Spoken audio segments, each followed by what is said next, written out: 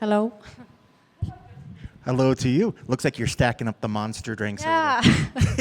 Is that a message? Is that a message Yes, to Monster? I think so, yeah. Well, speaking of messages, it seemed like you were on had a message for the division out there. You know, was that true? It looked like, I think you even said something at the very end. Was that a message that you were sending to the division out there? Yeah, it was, but like I said, I'm pretty new. This is my second fight in UFC, and now I'm 8-0. But still, I want everybody to know that I'm here, and I'm here to fight, and I'm here to give a war. So I just want everybody to watch out.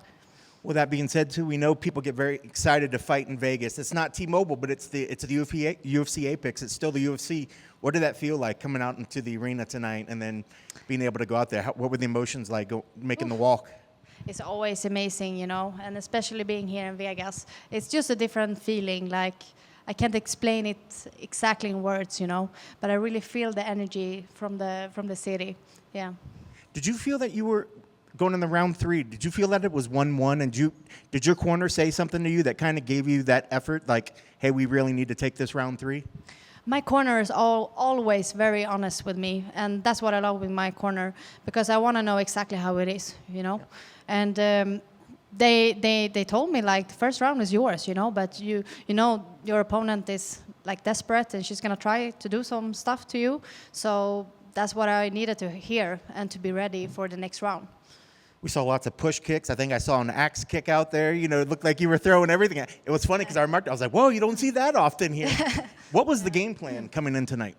Yeah, but I'm a striker. I love to stay on my feet.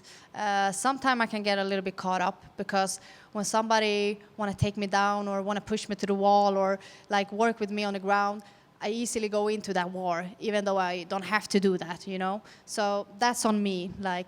But at the same time, I'm fighting MMA, so I want to show like all sides of me. Sometimes it's not that smart in every situation.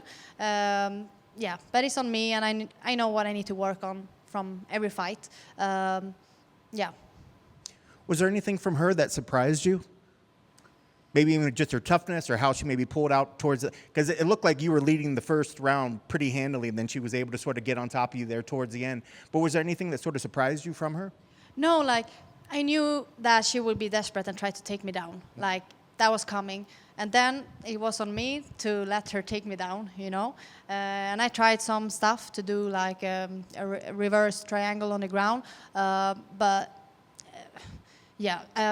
think my team had watched her fights before, and they were a little bit unsure of her takedowns because of her opponents. They were not that impressed of her previous opponents. So in that way, we didn't know if she's gonna have good takedowns or not, you know? So I think the takedown she did on me, usually I would defend it really much better, but I think I was just in such a war mode that I just wanted to go to every war with her. So that's basically it, yeah.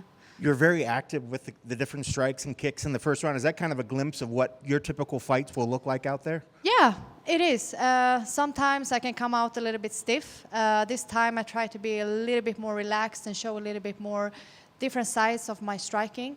And sometimes it still comes out a little bit stiff, but I think I'm getting there. And I know that people will see more and more of me, and it will it will get more and more aggressive, for sure.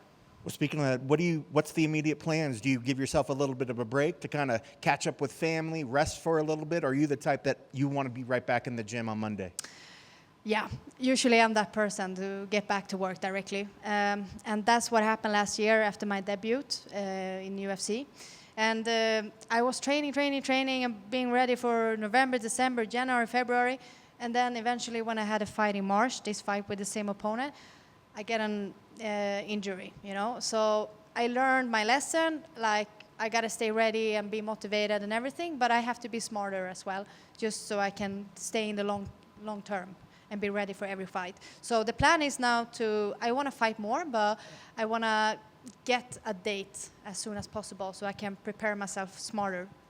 Sure. What's the perfect number of fights for you? Are you hoping 2 to 3 fights, or is 2 the perfect number for you, or would you hope to get maybe 3 fights in a year? The perfect number for me this year, and I know it might sound hard, but I would love to have 3 more fights. That would be really cool. Yeah. That'd be very active. Yes. Yes. That's awesome. Well, how do you celebrate the victory? What are you and the team going to do? Oh, we always say that we're gonna go out and take a drink. That's the only time I take a drink after fights. But sometimes we are so boring. We're gonna take maybe one drink and then fall asleep. And we have an early flight tomorrow, 4 o'clock in the morning. So I'm not gonna sleep at all. That's awesome. Congratulations on the victory. Thank you so much. You betcha. Thank you.